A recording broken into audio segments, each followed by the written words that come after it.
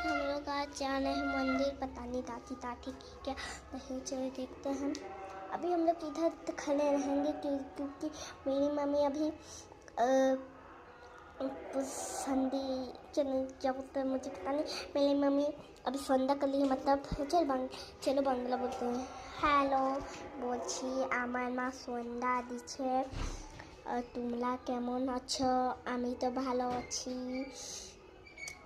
তুমি আমাদের ভিডিও দেখতে চাও তা কমেন্ট में बताओ, কারণ কি তুমি আমাদের দোস্ত পাইতো, এই জন্যে আমি আপনার মামাকে দাদাকে সবাইকে পাঠাবো। কেন কি আমার নাম বেটি মিষ্টি, এই জন্যে আমার নাম বেটি মিষ্টি।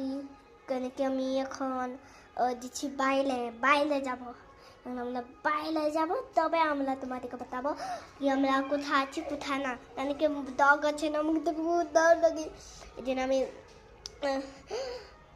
করছি নাই। लेकिन আমার হেল্প প্যান্টে দেখো, আমার হেল্প প্যান্টে ইয়েছে না, দেখো পেলে হেলমেট लिखो हाँ ले लो।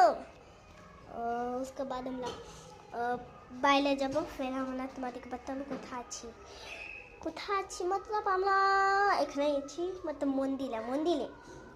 মন্দিরে এই জন্য আছি, কারণ কি মন্দিরে যাওয়ার সময় ঠিক লাগবে না। তো bye bye, I love my friend.